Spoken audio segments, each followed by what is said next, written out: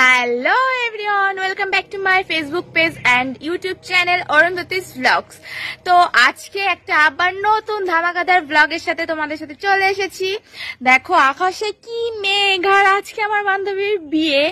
তো আমরা তো ঠিক করেছি গায়ে হলুদের সানগ্লাস নিয়ে শুট করব, না জানি ছাতা নিয়ে শুট করতে হয়। তো আমি একদম দেখো সকাল সকাল উঠে পড়েছি, এবার শ্যাম্পু করে স্নান করব। টাকলু হয়ে গেছি গাইস, টাক পড়ে গেছে। যাই হোক, দেখো আমার হাতের মেহেন্দি কালারটাও কত সুন্দর এসছে। ভিডিওতে অত ভালো বোঝা যাচ্ছে না, কিন্তু সামনে থেকে খুব সুন্দর বোঝা যাচ্ছে। তো খুব সুন্দর কালার এসেছে। তো চলো তোমরা ভিডিওটা শেষ পর্যন্ত দেখতে থাকো, আশা করি তোমাদের ভালো লাগবে। রেডি হয়েছে, তোমাদের সাথে দেখা হচ্ছে, বাই। আমি এখন এসেছি ঠাম্মার খাজানার থেকে শাড়ি নেওয়ার জন্য। হলুদ কালারের মাসব শাড়ি ট্রায়াল দেওয়া হয়ে গেছে একবার করে, তো এবার ঠাম্মা শাড়িগুলোই পরা বাকি। চলো দেখি কি শাড়ি পছন্দ হয়। খাজানার এত শাড়ির থেকে একটা হলুদ শাড়ি পেলাম না গাইস। হলুদ হলুদ দেখতে, কিন্তু এগুলো 8 পৌড়ে টাইপের পরে, সেই কারণে তা কেমন একটা যেন পুরনো পুরনো হয়ে গেছে, ওই জন্য। মার দেওয়া থাকলে হতো। ঠিক আছে চলো, কোনো ব্যাপার না, মার খাজানায় খুঁজতে হবে এবার, অনেক খাজানা আছে, নাহলে কাকিমণি। আমি তো একদম শাড়ি পরে নিয়েছি, মানে রেডি হব, চুলটা জাস্ট একটু বাঁধবো আর একটু লিপস্টিক পরবো, ব্যাস হয়ে যাবে। দাঁড়াও তোমাদেরকে বাইরের অবস্থাটা একটু দেখাই। আকাশে জাস্ট মেঘটা করেছে, একটু দেখো, বাপরে বাপ, পুরো চারদিক অন্ধকার হয়ে গেছে, ভীষণ পরিমাণ মেঘ করেছে। কি যে হবে কি জানি। শাড়ি পরে তো যাচ্ছি, মার হলুদ শাড়ি যাবে এখন কাদার লেপটে চেপটে। যাই হোক, এই যে ওরা এখনো আসেনি, আসবে তারপর বেরাবো। চলো বেরিয়ে দেখা হচ্ছে। A few moments later. তো গাইস দেখো এখন ছাতা নিয়ে বেরিয়ে পড়েছি। কি অবস্থা, শাড়িটা এইরকম করে ধরবো আর হাতা লাগাবো একদম। তো চলো যাওয়া যাক, টাটা। বন্ধ করো। আমাদের কথা ছিল সানগ্লাস নিয়ে শুট করার, আর এদিকে দেখো ছাতা নিয়ে বেরিয়েছি, ছাতা নিয়ে শুট করবো আমরা। কি দুর্দিন পড়লো, রাস্তায় একটা গাড়িও নেই, দাঁড়িয়ে আছি। আর এই বৃষ্টি মাথায় তো আর মানে হাঁটতে হাঁটতে যাওয়া যায় না, বা সাইকেল নিয়েও যাওয়া যাবে না, বিশেষ করে শাড়ি পরে সাইকেল নিয়ে চালাতে পারবো না। তো কি করা যায় দেখি, এখন গাড়ি আসতে সেটাতে উঠতে হবে, অপেক্ষা করি। অলরেডি আমি ভিজে গেছি অর্ধেক, কিচ্ছু করার নেই। তো চলো, ফোনটাও ভিজে যাচ্ছে।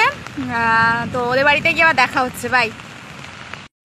রাস্তায় একটা জনপ্রাণী নেই, আমি বাড়ির সামনে একা দাঁড়িয়েছি, আর কি বৃষ্টি, একটা গাড়িরও চিহ্ন নেই। দেখো পুরো রাস্তা খা খা করছে।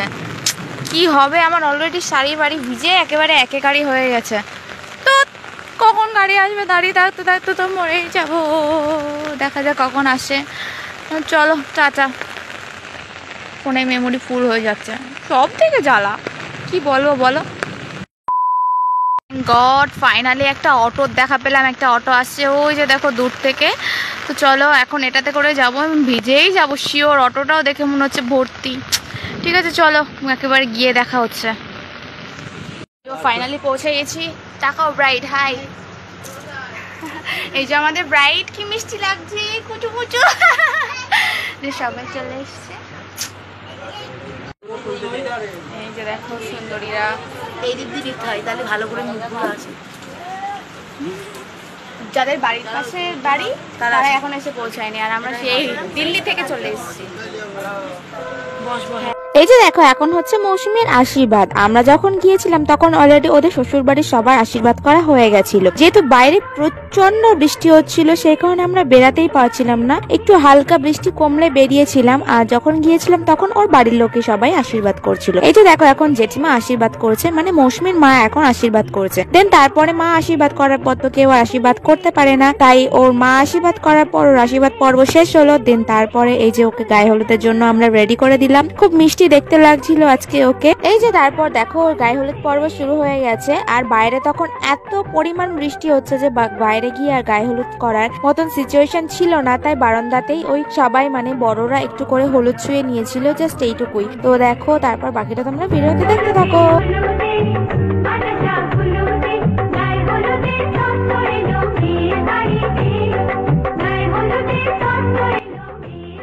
এই যে সবাই এখন ধান টান ভাঙছে, কি নিয়ম একটা আছে, যাই হোক। ফটো তুলছি, ভিডিও করছি। আইবুড়ো বাবা ঠান্ডা আছে।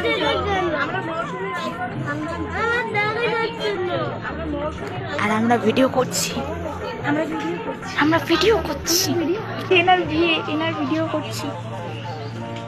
এই শোন না, একটা এই ফুল দিয়ে মাথায় দেবো রে, আমার ফুল নেই দেখ।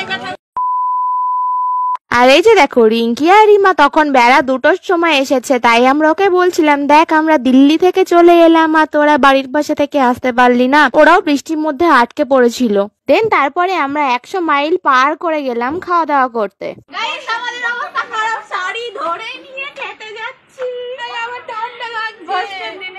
আমি একটা কই মাছ ধরবো, সেই মাছটা রান্না হবে, দেন সবাইকে সার্ভ করা হবে।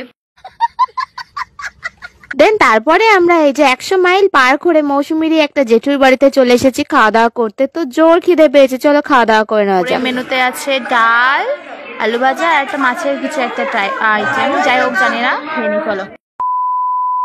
দেন তারপরে আমরা খাওয়া দাওয়া করে এসে ওই যে মঠে থেকে খাবার নিয়ে এসেছিল সেটাই আর কি মৌসুমীকে একটু খাইয়ে দিচ্ছিলাম। তারপরে আমি আর সুস্মিতা গিয়েছিলাম ঘাটে, যেখানে আর কি জল সারতে গেছিল সেখানেই, কারণ ওর মেকআপ আর্টিস্ট খুবই তাড়া দিচ্ছিল, কারণ বৃষ্টির জন্য তখন অনেকটাই বেলা হয়ে গেছিল, ওর স্নানটা করানো হয়নি সেই জন্যই। দেন তারপর ঘাট থেকে যে মাদের তাড়াতাড়ি করে আসতে বলে আমি আর সুস্মিতা চলে গেলাম বাড়ির দিকে, কারণ আমি যাব গিফট কিনতে আর সুস্মিতা যাবে বাড়ি থেকে ওর জিনিসপত্রগুলো আনতে। তো তারপরে আমি এই যে চলে এসেছি এখন গিফট কিনতে।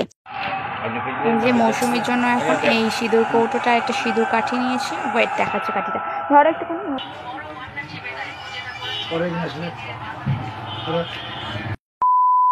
সিঁদুর কৌটোটা আর সিঁদুর পরার কাঠিটা কেমন হয়েছে তোমরা কিন্তু অবশ্যই কমেন্ট করে জানাবে। দেন তারপরে আমরা ওই গিফটটা কিনেই চলে এসেছিলাম ফুল কেনার জন্য। তো এই যে এখন ফুলও কেনা হয়ে গেছে, এখন আমি যাব বাড়ির দিকে। তো চলো আজকে ব্লগটা এখানে এন্ড করলাম, রাতে আবার কি করলাম সেটা পরে ব্লগে শেয়ার করবো। বাই।